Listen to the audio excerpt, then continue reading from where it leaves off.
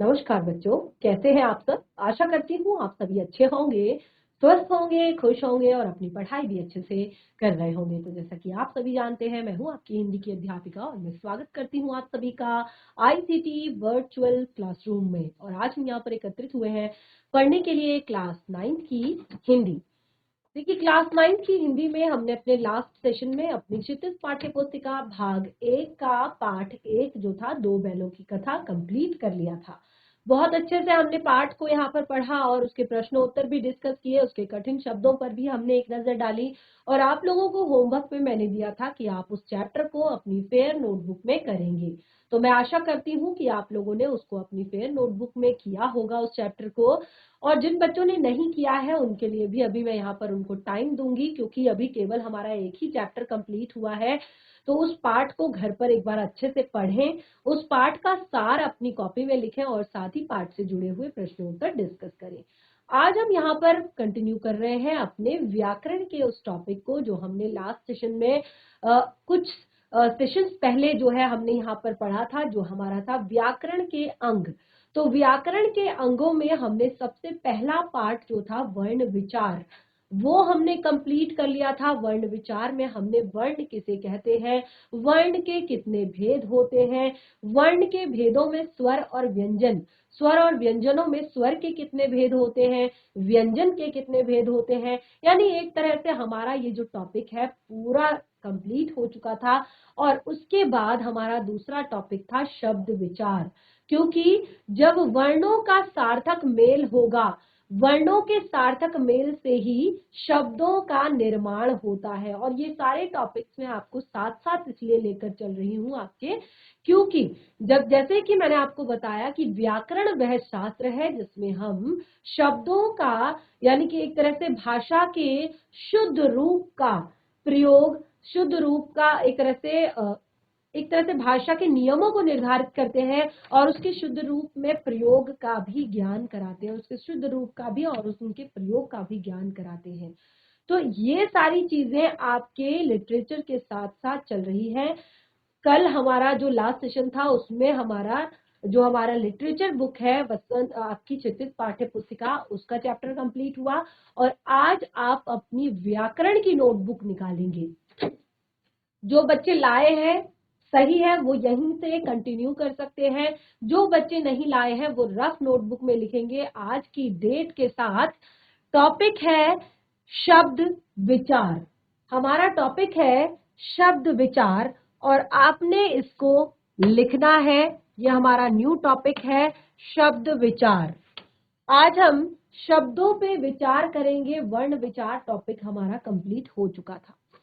तो देखिए, सबसे पहले तो हम जानेंगे शब्द होता क्या है, शब्द किसे कहते हैं। तो देखिए, शब्द क्या है। शब्द भाषा की लघुत्तम स्वतंत्र इकाई को शब्द कहते हैं। भाषा की लघुत्तम स्वतंत्र इकाई को शब्द कहते हैं। बिल्कुल।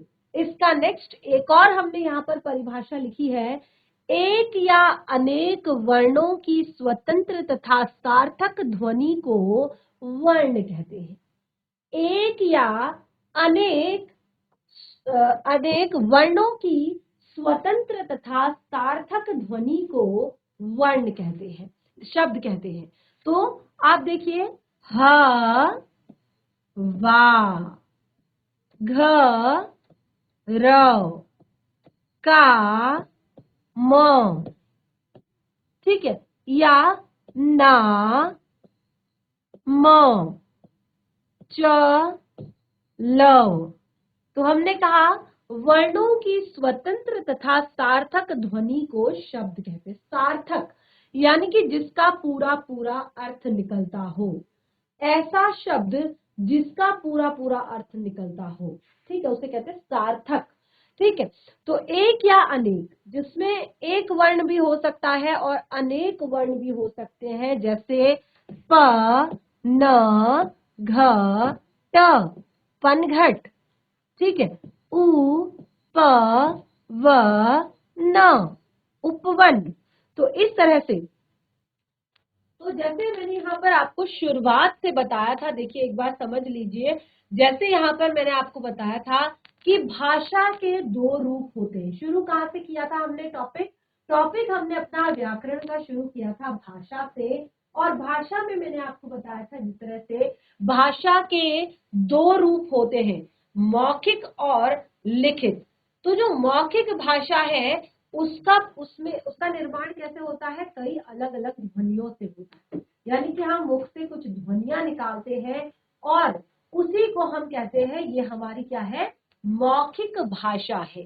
ठीक है, अब देखिए जो मौखिक भाषा में जो हम ध्वनियां निकालते हैं उन्हीं ध्वनियों का जो लिखित रूप होता है, यानी कि उन ध्वनियों को जब हम लिख लेते हैं तो उन्हीं कुछ चिन्हों से हम उसको दिखाते हैं, दर्शाते हैं। उन्हीं ध्वनि चिन्हों को वर्ण कहते हैं। और वर्णों का ही सार्थक मेल जो है, वर्णों का ही सार्थक मेल, जैसे कि मैंने आपको बताया था, अगर हम क वर्ण का उच्चारण कर रहे हैं, अगर हम क वर्ण का उच्चारण कर रहे हैं तो कैसे हम क वर्ण का उच्चारण करते हैं, क। ठीक है, इसी तरह से ख। अब जैसे मैंने यहाँ पर लिखा है पनघट, ठीक है, या मैंने शब्द लिखा है हिमालय। ठीक है, तो ह, उसके बाद देखेंगे यहाँ इ, अगला मा, यानी कि म और आ, फिर ल, फिर य।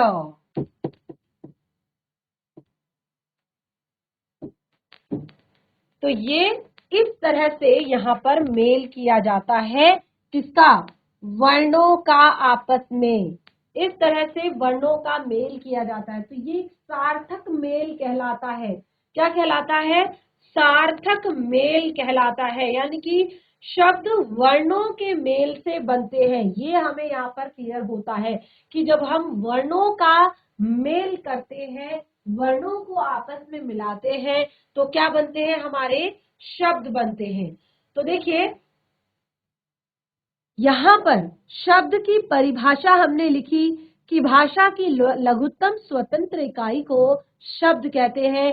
एक या अनेक वर्णों की स्वतंत्र तथा सार्थक ध्वनि को शब्द कहते हैं। और ये मैंने आपको बताया कि शब्द का निर्माण एक तरह से कैसे किया जाता है। तो शब्द की परिभाषा हमने यहाँ पर लिखी, इसे नोट डाउन कर सकते हैं आप। और आप चाहे तो यहाँ पर अपनी एक जो परिभाषा है, जो इस तरह से जानकर आपने सीखी है, वो परिभाषा आप अपनी यहाँ पर बना सकते हैं। जैसे क्या लिखेंगे, क्या सीखा आपने, इसको, ध्वनियों का ऐसा मेल, ध्वनियों का ऐसा मेल जिसका, ध्वनियों का ऐसा मेल जिसका कोई निश्चित, जिसका कोई निश्चित अर्थ होता है,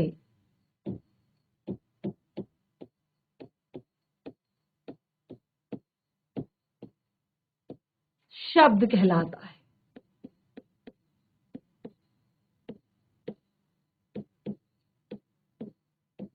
ये भी आप नोट डाउन कर सकते हैं परिभाषा, ध्वनियों का ऐसा मेल जिसका कोई निश्चित अर्थ होता है, शब्द कहलाता है। ठीक है, तो ये भी आप परिभाषा लिख सकते हैं, और ये भी परिभाषा आप लिख सकते हैं, और ये भी परिभाषा आप लिख सकते हैं। तो आपको ये परिभाषाएं जरूर नोट करनी है यहाँ पर हेडिंग लिखने के बाद, क्योंकि हमारा जो टॉपिक है वो शब्द विचार है। ठीक है, और इस तरह से शब्द का निर्माण होता है। किसी भी शब्द का निर्माण जो है इस तरह से होता है जब ध्वनियों का हम क्या करते हैं, सार्थक मेल करते हैं और इसका एक निश्चित अर्थ निकलता है। तो जैसे यहाँ पर मैंने कुछ शब्द आपको लिख कर भी दिखाए हैं। अब देखिए उसके बाद आता है शब्दों का दूसरा जो चीज है यहाँ पर शब्दों के बारे में, शब्द भंडार। क्या होता है शब्द भंडार? देखिए क्लास 9th के आप बच्चे हैं। शब्द भंडार किसी भाषा में प्रयुक्त हो रहे या हो सकने वाले, किसी भाषा में प्रयुक्त हो रहे या हो सकने वाले, हो रहे हैं और हो सकते हैं वाले सभी शब्दों के समूह को उस भाषा का शब्द भंडार कहा जाता है। उस भाषा का शब्द भंडार कहा जाता है कि इस भाषा में इतने सारे शब्द होते हैं। ठीक है, आपने देखा होगा जो हमारी हिंदी भाषा है इसका शब्द भंडार काफी ज्यादा है, काफी बड़ा है। तो जितने भी शब्द इसमें प्रयुक्त हो रहे हैं या हो सकते हैं वो सब इस भाषा के शब्द भंडार कहलाते हैं। सभ्यता के विकास के साथ साथ नए नए शब्द बढ़ते रहते हैं तथा कुछ हटते भी रहते हैं। सभ्यता का विकास, अब देखिए क्योंकि भाषा की बात हम कर रहे हैं तो भाषा की बात में जब मैंने आपको बताया था कि एक टाइम ऐसा भी था कि जब मनुष्य केवल बोलकर अपनी बातों को व्यक्त करता था, लेकिन जब से मनुष्य को अक्षर ज्ञान हुआ, जब से मनुष्य ने पढ़ना लिखना सीखा तो काफी सारे चेंजेस आ गए, काफी सारी चीजें बदल गई, क्योंकि तब वो केवल बोलकर अपने बातों को व्यक्त करता था, अब वो लिखकर करता है। ठीक है, तो काफी सारा एक तरह से इसमें विकास हुआ, काफी सारे शब्द जो है चेंज हुए।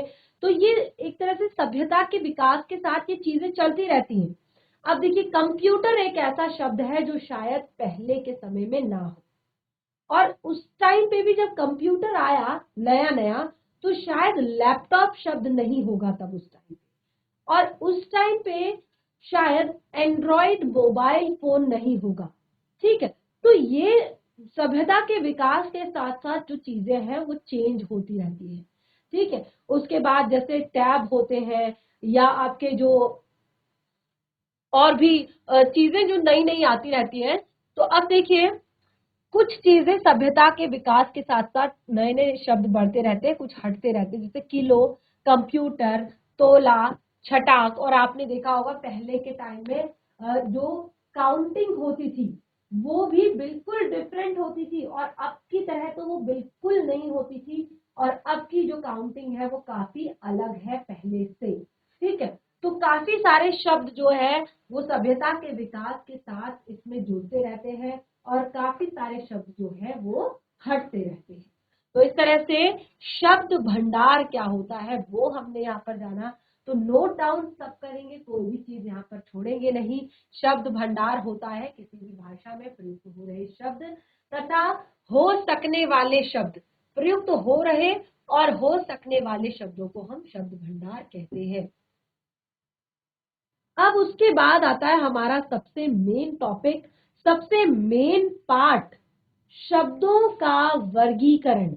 और देखिए अगर आपने आज, इससे पहले आप क्लास 8th में थे शायद आपने ये टॉपिक ना पढ़ा हो, लेकिन अभी आपके क्लास 9th की शुरुआत है, और अगर आज आपने ये टॉपिक अच्छे से पढ़ लिया, अगर आपने आज इस टॉपिक को अच्छे से समझ लिया, तो समझो कि इससे पहले और इसके बाद आपने हिंदी में सब कुछ जान लिया, क्योंकि काफी सारी चीजें हैं आपके इस टॉपिक के अंदर। शब्दों का वर्गीकरण, यानी कि जब देखिए वर्ण हमारे होते हैं, वर्णों के बाद ही हमारे शब्द आते हैं। ठीक है, क्योंकि वर्णों का सार्थक मेल ही शब्द कहलाता है। तो शब्दों का वर्गीकरण हमारा एक ऐसा टॉपिक है जिसमें हिंदी के ज्यादातर टॉपिक हमारे आ जाते हैं। तो चलिए एक बार इसको यहाँ पर हम आपको वर्गीकृत कर कर दिखाते हैं कि कितने प्रकार के होते हैं शब्द। तो देखिए सबसे पहला वर्गीकरण है अर्थ की दृष्टि से। कोई भी शब्द है, हमने पहले ही कहा है कि वर्णों का सार्थक क्रम, सार्थक मेल, सार्थक यानी कि जिसका सही सही अर्थ निकलता हो। ठीक है, तो सबसे पहले इसका अर्थ के आधार पर हम वर्गीकरण करेंगे कि कैसा अर्थ इसका निकलता है, इस शब्द का कैसा अर्थ निकलता है। तो देखिए, पहला है अर्थ की दृष्टि से। अर्थ की दृष्टि से कितने प्रकार के होते हैं शब्द? तो सबसे पहले एकार्थी शब्द, उसके बाद अनेकार्थी शब्द, उसके बाद पर्यायवाची शब्द, उसके बाद विलोम शब्द। एकार्थी शब्द, अनेकार्थी शब्द, पर्यायवाची शब्द और विलोम शब्द। और मुझे नहीं लगता कि ये टॉपिक्स आपने आज से पहले नहीं पढ़े हैं, ये सबने पढ़े हैं। एकार्थी शब्द क्या होते हैं, अनेकार्थी शब्द क्या होते हैं, पर्यायवाची शब्द क्या होते हैं, विलोम शब्द क्या होते हैं। काफी बच्चे जिन्हें मैं देख पा रही हूँ नोट डाउन नहीं कर रहे हैं, अपनी कॉपी में नहीं लिख रहे हैं। तो बच्चा यहाँ पर जो भी आपको पढ़ाया जाता है उसे जरूर नोट डाउन करे, क्योंकि ये आपका यहाँ पर बहुत ही एक तरह से महत्वपूर्ण चीजें आपको पढ़ाई जाती हैं। तो उन्हें नोट डाउन करें, घर पर जाकर रिवाइज करें, तभी आपको चीजें समझ में आ पाएंगी। तो देखिए, अर्थ की दृष्टि से एकार्थी, अनेकार्थी, पर्यायवाची और विलोम शब्द, 4 तरह के होते हैं शब्द अर्थ की दृष्टि से। यानी कि जो भी शब्द आपने लिखा वो पहले एकार्थी है या अनेकार्थी है, पर्यायवाची है या विलोम है, किस तरह का शब्द है। ठीक है, उसके बाद आपका आता है प्रयोग की दृष्टि से। तो ये सारे जो टॉपिक्स हैं यहाँ पर, इनको भी मैं आपको क्लियर करूंगी बहुत अच्छे से हम इन सारे टॉपिक्स को पढ़ेंगे। उसके बाद आता है आपका प्रयोग की दृष्टि से। प्रयोग की दृष्टि से जो आपका यहाँ पर टॉपिक है, इसको आप एक तरह से जो आपका एक तरह से रचना की दृष्टि से यहाँ पर हो गया, आपका उत्पत्ति की दृष्टि से आपका हो गया। तो आप इसको यहाँ पर बता सकते हैं सामान्य शब्द है या तकनीकी शब्द है या अर्ध तकनीकी शब्द है। ठीक है, उसके बाद अगला आपका आता है स्रोत की दृष्टि से। स्रोत को आप इतिहास कह सकते हैं या स्रोत को आप उत्पत्ति कह सकते हैं, क्योंकि स्रोत यानी कि जहां से उसकी उत्पत्ति हुई है। ठीक है, तो इसको आप कह सकते हैं उत्पत्ति की दृष्टि से। इसको आप उत्पत्ति भी लिख सकते हैं, स्रोत भी लिख सकते हैं और इतिहास भी लिख सकते हैं कि उस शब्द का इतिहास क्या है, उस शब्द की उत्पत्ति कहां से हुई है। ठीक है, तो इसमें आप क्या आते हैं, तत्सम शब्द, तत्भव शब्द, देसी शब्द और विदेशी शब्द।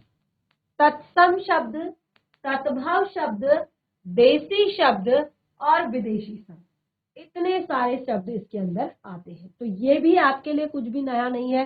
तत्सम क्या शब्द क्या होते हैं, तत्भव शब्द क्या होते हैं, देसी शब्द क्या होते हैं, विदेशी शब्द क्या होते हैं, ये सारी चीजें आपने पढ़ी हुई है।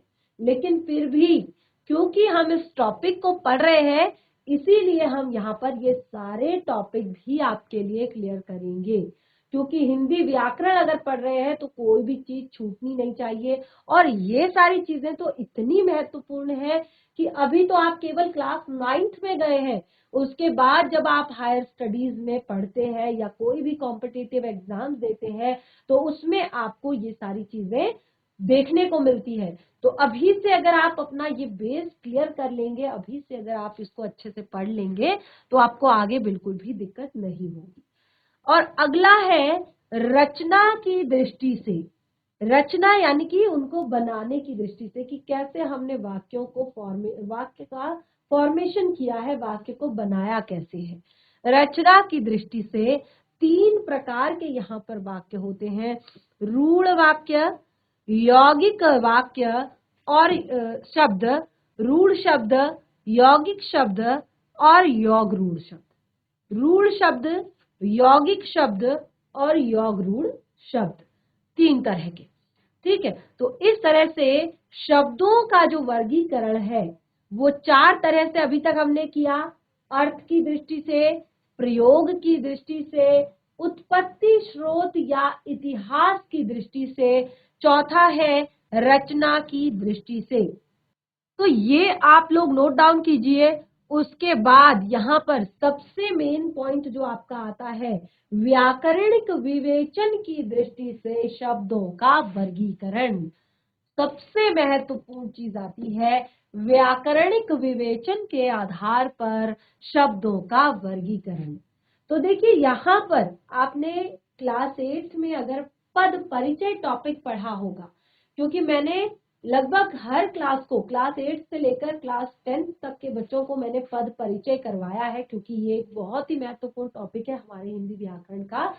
तो अब आप क्लास 9th में है, इससे पहले भी शायद आपने पिछली क्लासेस में पद परिचय पढ़ा होगा। तो क्या होता है कि जब भी आप कोई शब्द जब वाक्य में प्रयुक्त हो जाता है, अब ये सारे शब्द कोई हमने यहाँ पर दिखाने के लिए तो रखे नहीं है, हम इन शब्दों को क्या करते हैं, किसी भी वाक्य में प्रयोग करते हैं, इसीलिए हम उनका अर्थ जानने की कोशिश कर रहे हैं, ये जानने की कोशिश कर रहे हैं कि इसकी ये तत्सम शब्द है या तद्भव शब्द है, ये जानने की कोशिश कर रहे हैं कि ये आपका एकार्थी शब्द है कि अनेकार्थी शब्द है, ये जानने की कोशिश कर रहे हैं कि ये विलोम शब्द है या पर्यायवाची शब्द है।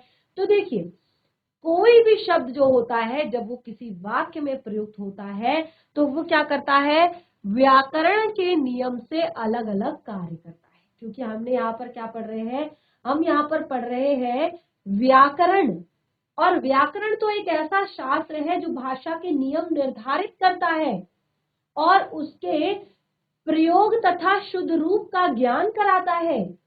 तो जब भी कोई शब्द किसी वाक्य में प्रयुक्त होता है, वाक्य में प्रयुक्त होकर वो व्याकरण के नियमों से अलग अलग काम करते हैं। यानी कि अगर वो शब्द है मोहन, तो मोहन शब्द क्या है, संज्ञा है, ठीक है। पुस्तक, ठीक है, पुस्तक शब्द क्या है, पुस्तक शब्द है आपका कर्म। पढ़ रहा है,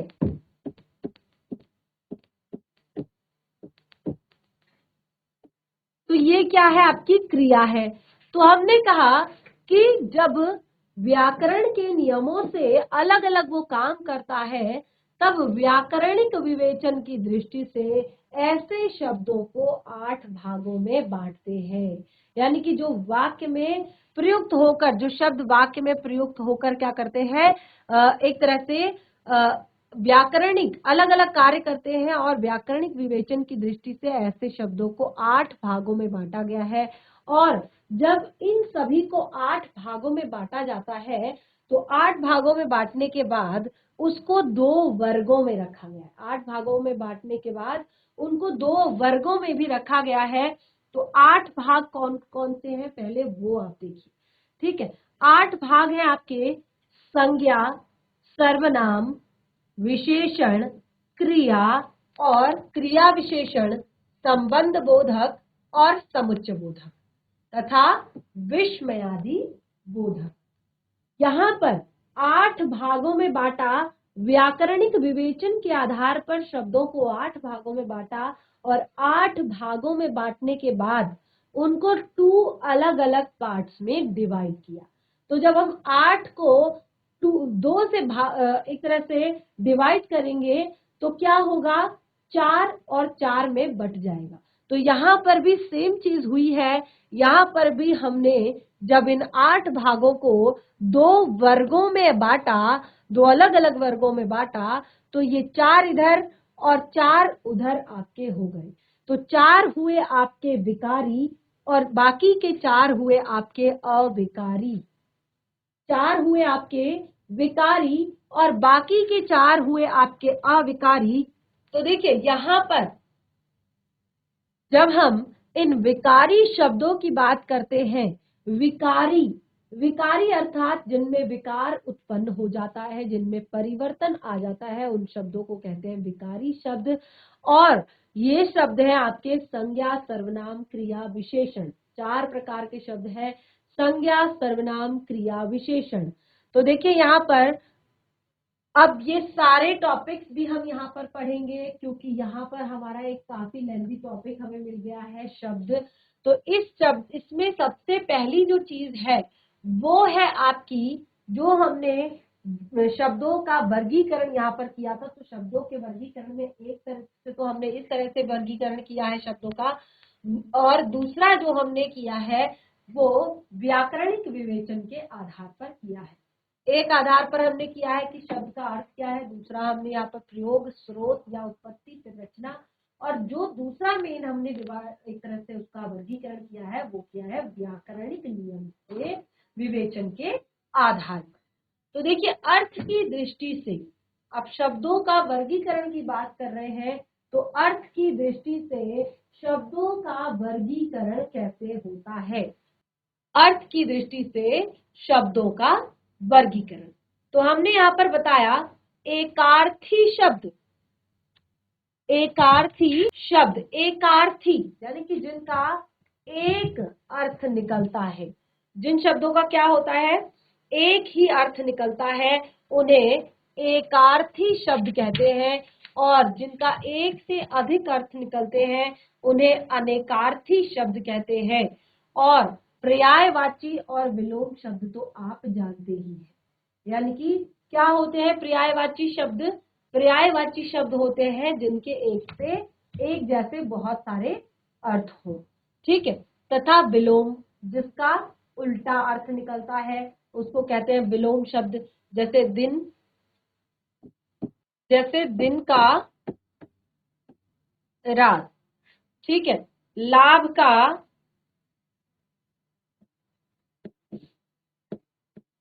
हानि। और जैसे पर्यायवाची शब्दों के लिए मैंने यहाँ पर आपको बताया, पर्यायवाची शब्द क्या होते हैं, अगर मैं आकाश की बात करूं तो क्या कहेंगे, गगन, नभ, अंबर, आसमान। इस तरह से बहुत सारे पर्यायवाची शब्द हैं। अभी हम यहाँ पर व्यवहारिक व्याकरण से संबंधित जो टॉपिक पढ़ेंगे उसमें आप देखेंगे बहुत सारे पर्यायवाची शब्द मैं आपको दिखाऊंगी, विलोम शब्द भी मैं आपको पढ़ाऊंगी, और साथ ही एकार्थी और अनेकार्थी शब्द। अब एकार्थी शब्द क्या होते हैं, जैसे मैंने आपको बताया, जिनके एक अर्थ होते हैं उन्हें एकार्थी शब्द कहते हैं। जैसे अगर मैं कहूं नृत्य, तो नृत्य का अर्थ होता है नाच, ठीक है। या मैं आपसे कहूं ग्रह, तो ग्रह का अर्थ होता है घर, ठीक है। लेकिन अनेकार्थी शब्द क्या होते हैं, अनेकार्थी शब्द होते हैं जिनका एक से अधिक अर्थ होते हैं। अनेकार्थी शब्द अर्थात जिनके एक से अधिक अर्थ होते हैं। जैसे अगर मैं कहूं अंक, तो अंक का अर्थ होता है गोल और नंबर, ठीक है। नंबर यानी कि जो 1 2 3 4 5 6 इस तरह के जो आप नंबर कहते हैं उन्हें भी अंक कहते हैं, ठीक है। इसी तरह से और भी बहुत सारे आपके ऐसे शब्द हैं जिनके एक से अधिक अर्थ निकलते हैं, तो उन्हें कहते हैं अनेकार्थी शब्द। और पर्यायवाची शब्द भी आपको क्लियर है, लेकिन फिर भी मैंने आपको बताया कि जब हम व्यवहारिक व्याकरण से संबंधित अपना टॉपिक लेंगे तो पूरी चीजें इस पर क्लियर होगी। उसके बाद आता है प्रयोग की दृष्टि से। प्रयोग की दृष्टि से कोई सामान्य वर्ग आपके शब्द होते हैं, कुछ तकनीकी शब्द होते हैं, और कुछ आपके अर्ध तकनीकी शब्द होते हैं। इतिहास की दृष्टि, उत्पत्ति की दृष्टि से अगर आप आ जाए तो सबसे मेन चीज होते हैं आपके तत्सम और तत्भव शब्द। तत्सम और तत्भव शब्द। तत्सम, तत् अर्थात उसके, सम अर्थात जैसा, और तत्भव, तत् का अर्थ उससे, भव का अर्थ उत्पन्न होना। तो देखिए आप सभी को पता है कि हमारी जो हिंदी भाषा है इसका एक तरह से जन्म कहे या इसकी उत्पत्ति कहे तो वो संस्कृत भाषा से हुई है। ठीक है, हिंदी भाषा की उत्पत्ति कहाँ से हुई है? संस्कृत भाषा से हुई है। तो देखिए संस्कृत भाषा से अगर हुई है तो हमने कहा इतिहास, उत्पत्ति या स्रोत की दृष्टि से तत्सम और तत्भव। तत्सम अर्थात उसके जैसा, तत्भव अर्थात उससे बना हुआ। कई बार आपने देखा होगा कि हम हिंदी में जो हमारी संस्कृत भाषा से आए हुए शब्द हैं बिल्कुल उनको एज इट इज प्रयोग कर देते हैं, ऐसे ही हम उनका प्रयोग कर देते हैं, तो उनको कहते हैं तत्सम शब्द।